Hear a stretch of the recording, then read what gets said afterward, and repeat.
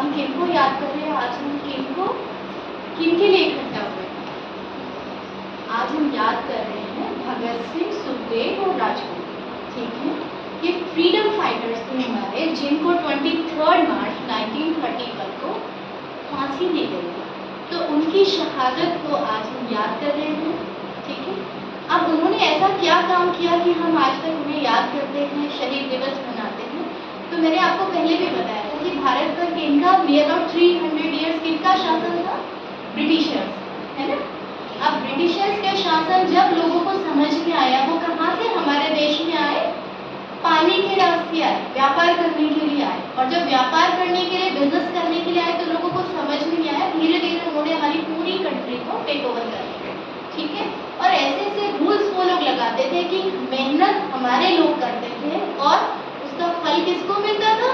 Britishers को, है ना। सारी चीजें किसको मिल जाती थी? ब्रिटिशर्स को। नील की खेती करवाते थे जिससे हमारी जमीनें खराब हो रही थी, है ना। तो नमक पे भी, जो नमक व्यवसाय होता था, छोटा व्यवसाय, उसमें भी जो लोग काम करते थे और वो सारा पैसा किसके पास आता था? ब्रिटिश गवर्नमेंट के पास। तो हमारे लोग थे वो भूखे मर रहे थे और स्लेव प्रथा थी, दास प्रथा थी। लोगों को, हमारे इंडियंस को बहुत बुरी से बिहेव किया जाता था। इवन जो हमारे यहाँ के कॉलेजेस थे उनमें भी इंडियंस की एंट्री नहीं थी। ठीक है, हमारे ही हॉस्पिटल्स में, इवन वो थिएटर्स में भी एक लिखा होता था कि dogs and Indians are not allowed. एक कंप्लीट पोर्शन था जिसमें इंडियन को डॉग के जैसे तुलना की गई थी, ऐसे वो लोग रखते थे। तो धीरे धीरे महात्मा गांधी, सुभाष चंद्र बोस, इन लोगों ने विद्रोह करना शुरू किया। लाला लाजपत राय थे, है ना। बहुत सारे लोगों के, कुछ का तो नाम भी नहीं है हिस्ट्री में। बहुत सारी वीमेन भी थी जो उनके लिए लड़ रही थी, लेकिन उनमें एक नाम जो मैं खुद उनको बहुत आइडियल मानती हूँ, उनमें एक सबसे ज्यादा जो नाम है प्रचलित हुए हैं, भगत सिंह का नाम।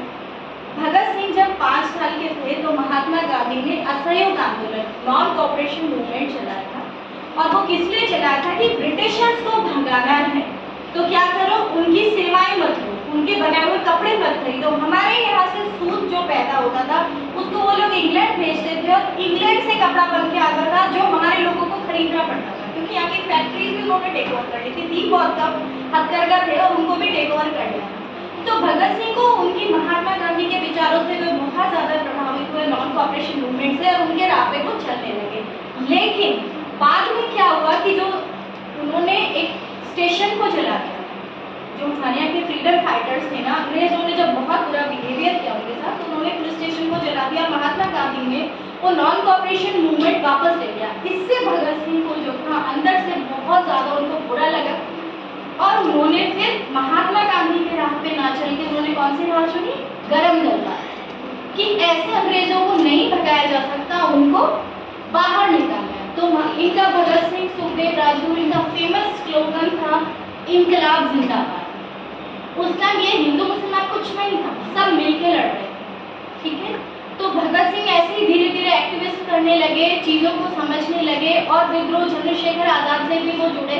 और वो क्या करते थे, ट्रेनों से या जहाँ पे भी भारत का सोना इंग्लैंड जाया करता तो उनको रोकते थे और ऐसे ही चीज़ें लगातार कर रहे थे। लेकिन उससे कुछ चीज़ें हो नहीं रही थी जो वो एक्चुअली चाहते थे, वो नहीं हो रही। तो फिर उन्होंने जब समझ आया कि लोगों तक बात पहुंचनी चाहिए, क्योंकि अगर जब तक लोग अवेयर नहीं है, एक इंसान के करने से देश आज़ाद कभी भी नहीं है। उन्होंने फिर लोगों को समझाने के लिए अपनी बात, क्योंकि उस टाइम जो प्रेस थी, न्यूज़पेपर ही था, टीवी तो थी नहीं, न्यूज़पेपर भी किनके कब्जे में था? उसमें भी वही न्यूज़ आ सकती थी जो ब्रिटिशर्स चाहते थे, इंग्लैंड वाले। तो लोगों तक बात कैसे पहुंचाए? फिर उन्होंने क्या किया? 8 अप्रैल 1929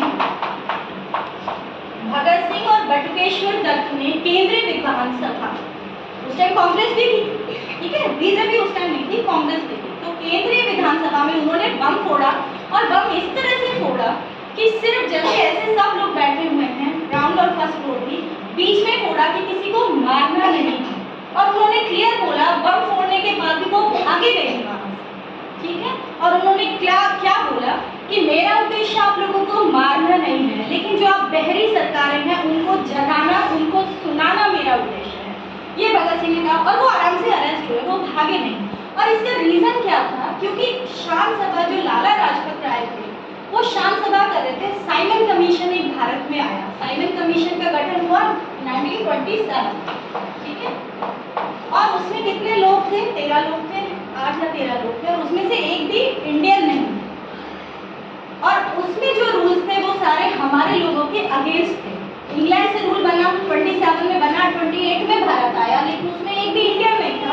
तो इंडियन नहीं था, यू कैन इमेजिन कि सारी चीजें हमसे विरोध में होंगी, और जब विरोध में थी तो हमारा ही शोषण होगा। इसलिए लाला लाजपत राय शांत सभा कर रहे थे और उसका विरोध कर रहे थे। तो लाला लाजपत राय ने क्या नारा लगाया? Simon go back. क्या नारा लगाया उन्होंने? Simon go back. तो जब वहां पे शांत सभा हो रही थी तो जेम्स स्कॉट जो थे, जेम्स स्कॉट जो थे ब्रिटिशर्स के जो थे, पुलिस में जो थे, उन्होंने क्या किया? उस शांत सभा पे वो सिर्फ प्रोटेस्ट कर रहे थे, आवाज लगा के किसी को मार नहीं रहे थे, उस पे उन्होंने लाठियां चलवा दी और वो एक लाठी लाला लाजपत राय के सिर पर जा लगी, ठीक है। तो लाला लाजपत राय को भगत सिंह आइडल मानते थे, क्योंकि देश में जब कॉलेजों की परमिशन नहीं थी कॉलेजेस की, तो लाला लाजपत राय ने ही कॉलेज वहाँ पे स्टार्ट करवाया इंडियंस के प्रोटेस्ट, ठीक है। तो भगत सिंह इंडियन वो उनको आइडल तो मानते ही थे। अब लाला लाजपत राय की जैसे ही मृत्यु हो गई वो और ज्यादा अंदर से दुखी हो गए, तो उन्होंने सोच लिया कि मुझे किसको मार देना है? जेम्स स्कॉट को मार देना है। लेकिन भगत सिंह जेम्स स्कॉट को पहचानते नहीं थे। अब आज की तरह मीडिया तो थी नहीं, तो वो जब उनको मारने पहुंचे तो गलती से कौन बन गया? जनरल सैंडर्स बन गया, ठीक है। जेम्स स्कॉट बच गया सैंडर्स में, ठीक है। अब उस सैंडर्स की हत्या का बदला लेने के लिए अंग्रेजों ने और ज्यादा टॉर्चर भारतीयों पे शुरू कर दिया और जगह जगह जो हमारे फ्रीडम फाइटर्स थे उनको पकड़ने लगे, समझ गए। तो उसका बदला लेने के लिए जब वो नहीं ले पाए, फिर भगत सिंह ने क्या किया? 8 अप्रैल 1929 को केंद्रीय विधानसभा में बम फोड़ा, क्योंकि उनकी शक्ति तो कम हो ही गई थी, बहुत सारे लोगों को अरेस्ट कर लिया था। तो उनको ये लगा कि अब पूरे देश को कैसे जगाया जाए, तो देश को जगाने के लिए वो यहाँ पे अरेस्ट हो जाते हैं। और उस टाइम एक चीज ये होती थी, अरेस्ट होने का भी एक रीजन था कि जो भी सुनवाई हो रही है कोर्ट में वो सारी पेपर में छपती थी। तो भगत सिंह ने जानबूझ के अपने आप को अरेस्ट करवाया और जो भी सुनवाई डेली कोर्ट में हो रही थी वो पेपर में छपती थी। उससे पूरे देश में एक क्रांति आ गई, मतलब हर लोग उनके सपोर्ट में खड़े होते जा रहे थे भगत सिंह के। महात्मा गांधी चाहते तो भगत सिंह की फांसी रोक सकते थे, लेकिन उन्होंने ऐसा नहीं किया। अब क्या हुआ? जब ये 29 से और फिर कहाँ तक, यहाँ तक 31 का जो ये सफर था, केस चला और फिर फाइनली भगत सिंह को फांसी तय हुई 24 मार्च 1931 को उनको फांसी दी जाएगी। लेकिन यहाँ पे इनके साथ कौन थे? बम फोड़ने के लिए कौन थे? बटुकेश कट्टर। लेकिन उनको भी यातनाएं दी जा रही थी और उनके साथ जो सुखदेव और राजगुरु जो भगत सिंह के क्लोज फ्रेंड थे वो भी किसी न किसी केस में अंदर हो गए और तीनों ने ऐसी चीजें की जिससे ब्रिटिशर्स का गुस्सा जो था वो 7वें आसमान पे पहुंच गया और उनको मारने के लिए उन्होंने फांसी की सजा तय कर दी 24 मार्च को। लेकिन जेल के चारों तरफ इतने लोग इकट्ठा हो गए उनको बचाने के लिए, प्रोटेस्ट करने के लिए, कि ब्रिटिशर्स को संभालना बहुत मुश्किल हो गया। तो वो नहीं संभाल पा रहे थे, इसलिए उन्होंने 11 घंटे पहले 23 मार्च को रात को ही भगत सिंह, सुखदेव, राजगुरु को फांसी दे दी। और उसके बाद जब भी लास्ट में वो क्या पढ़ रहे थे, बुक पढ़ने का शौक था, जब उनसे आखिरी इच्छा पूछी गई, फांसी देने से पहले आखिरी इच्छा पूछी जाती है ना, तो भगत सिंह से जब पूछी गई तो उन्होंने कहा तुम मेरे देश को छोड़ के चले जाओ। कैन यू इमेजिन, जब उनको फांसी दी जा रही है और उनसे पूछा जा रहा है, तो कोई बच्चा तो क्या कहेगा, मुझे माँ बाप से मिलना है, ये ऐसी चीजें कहेगा ना। लेकिन उन्होंने क्या कहा, अगर मेरी आखिरी इच्छा पूछते हो तो मेरे देश को छोड़ के चले जाओ। तो वो अंग्रेज को तो जाना था ही, तो आखिरी इच्छा उन्होंने पूरी की। वो लेनिन साहित्य पढ़ रहे थे उस टाइम और हंसते हंसते तीनों चले गए, फांसी हुई। तो उनके लिए कहावत कहा गई है कि 3 परिंदे आसमान में उड़े तो आसमान रो पड़ा। वो तीनों हंस रहे थे लेकिन पूरा हिंदुस्तान रो पड़ा। वो तीनों हंस रहे थे फांसी के टाइम, उनको फांसी भी 11 घंटे पहले दी जा रही थी, फिर भी हंस रहे थे और एक ही गाना वो गाते जा रहे थे, मेरा रंग दे बसंती क्यों, और इनकलाब जिंदाबाद उनका नारा। ठीक है, उन तीनों को फांसी दी गई और जेल में पीछे के रास्ते से उनकी डेड बॉडी से भी हंगामा नहीं हो जाए, पीछे के रास्ते से वो ले गए और उनको नदी किनारे उनके शवों का भी बहुत बुरा हाल किया, पेट्रोल से जला के उनके शव भी नहीं दिए उनके पेरेंट्स और मार डाला।